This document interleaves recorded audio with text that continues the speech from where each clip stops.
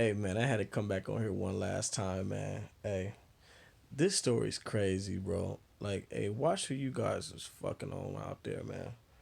Watch who you laying that pipe to coming inside, man. Cause it's a story that just came out, and I'm reading this off the Insider.com, right? Police say a woman stole $600,000 from her husband and tried to cover it up by convincing him that he had Alzheimer's. Watch this, y'all.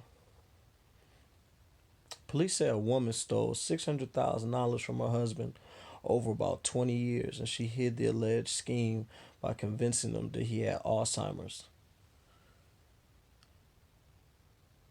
How? How do you convince somebody that they have Alzheimer's, bro? How is that possible? Like, how many days did it take to implement that lie? And what made her so bold to even come up with this? You feel me? Like, that wouldn't, I couldn't fathom that. Like, hey, baby, I hate to break this news to you, but you can't remember shit. You got dementia. You got Alzheimer's. Yeah, I know you don't even remember going to the doctor, huh? Well, yeah, when we was at the doctor yesterday, yeah, the doctor told you that you wasn't going to remember this visit. You in the early stages, but your early stages is even advanced. Yeah, you don't remember stuff. You remember you told me you was gonna give me 50,000 too, by the way. Yeah, yeah. And you say you if you didn't give it to me by today, it was gonna turn into 600,000. Well, that 600,000 is gone. I went and drew it out the bank for you. Right. Anyway, Connecticut police say Donna Marino stole the money in the form of pension checks, workers' compensation payments, and Social Security income and deposited some of the money into her mother's bank account, the Washington Post reported. So her mother was in on it too? That bitch is conniving too? Oh, she raised her to be this way. Or was it like Lady Gaga said, she was born this way? Hold on. Marino was arrested last Wednesday by investigators with the East Haven Police Department and has been charged with first degree grand larceny and third degree forgery, according to the Post. She has since been released on a promise to appear back in court on November 29th. She got an I bond, a personal recognizance bond. I remember when I was 20 years old and I caught a case for allegedly being the leader of a burglary ring. Now, I say allegedly because that's only how my little Cody's who snitched and told everything. I was the only person who didn't tell nothing. They painted me as the mastermind. But anyway, yeah, I got a bond in two different counties. The first county, I got a $75,000 bond. In the second county, I got $100,000 bond. So I needed 17,500 to get out. She got out. That was my first. I caught all three of my felonies at the same time. Basically, I had to plead guilty in two different counties after doing some time. She got an I bond for stealing 600,000. They alleged my burglary ring did like 10, 15 burglaries at that time, or whatever it was, like a dozen maybe. Early in the game for me, and I had $175,000 worth of bond, and she got out on an I bond. I already know the complexion for the protection is in order. But let me keep reading. In March 2019, Elena Marino, the adult daughter of Marino's husband, first reported the alleged fraud to the police when she found financial paperwork laying around in her father's home for credit cards he knew nothing about. According to a warrant affidavit obtained by the New Haven Register, the daughter claimed that Marino forged documents in order to gain control of her father's finances. Huh? Hey, shout out to his daughter, man. Still looking out for her old man. I hope my son's is like that. And the 8 to 10 more kids I plan on having, I hope they all like that. Let me keep reading though. When police approached Marino's husband, who remained unnamed, he told them that Marino controlled their finances. He was unaware of the alleged fraud. See, listen, man, you. I'm gonna get me too for saying this, but fuck it. You don't let no woman control the finances, man. You spent your whole life putting that money together, and you put it just all in her control. I mean, I'm not saying you got to be controlling or domineering, but goddamn, make this make sense. Bars, make it make sense.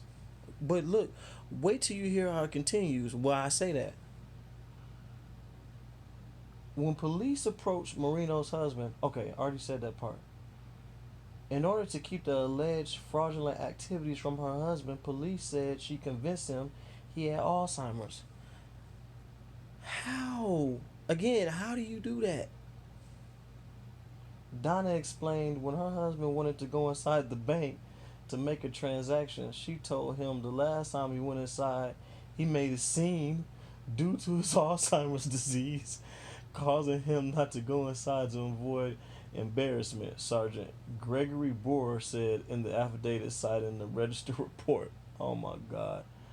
Donna explained she fabricated this scenario to prevent her husband from going inside the bank and discovering the low balance in their accounts. Boer continued. No, the low balance in his account because her mom, her little evil, manipulative, breeding a werewolf ass mother, had all the money. Probably blew all the money though. Boer wrote that Donna Marino told police she used the money to help her, quote, help her family not to go on shopping sprees or vacations, according to the affidavit. Okay, I'm done. Wait, she was trying to make everyone happy, but it was at her husband's expense. Look, man, the story goes on to say that initially he didn't want to press charges.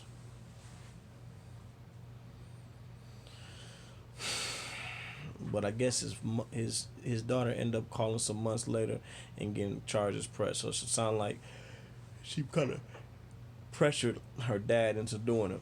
Look, a woman ain't got to steal $600,000 from me. You could steal $60. I'm pressing charges. I'm a law at 39 years old right now. I am a law-abiding citizen. I ain't committed a crime on paper and I don't know how long. I haven't been charged for a crime and I don't know how long. So I'm telling on a woman, if a woman steal money from me, I'm telling. Because listen, you're at a disadvantage.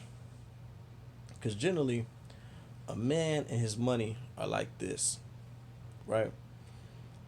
So if you want physical conflict, the fastest way is either A, take his money, or B, well, even a faster way, is to sleep with his wife.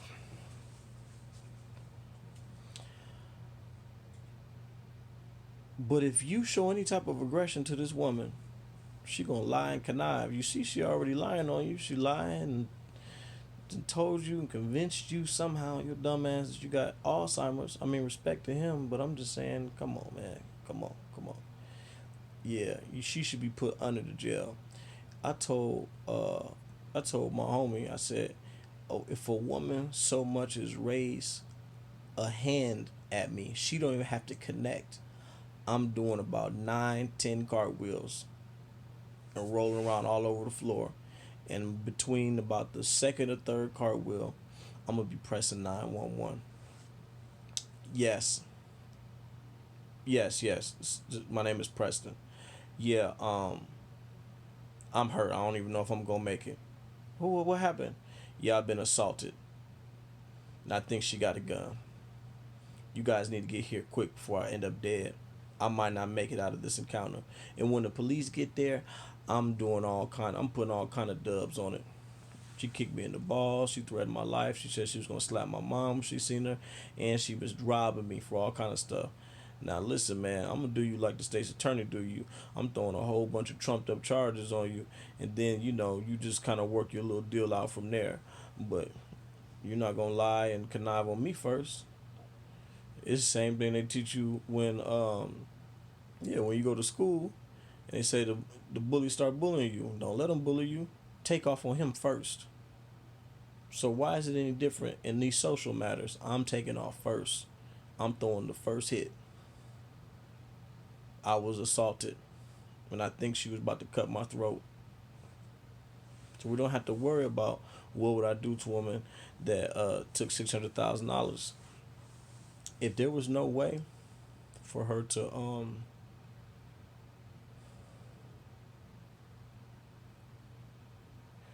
reach her expiration,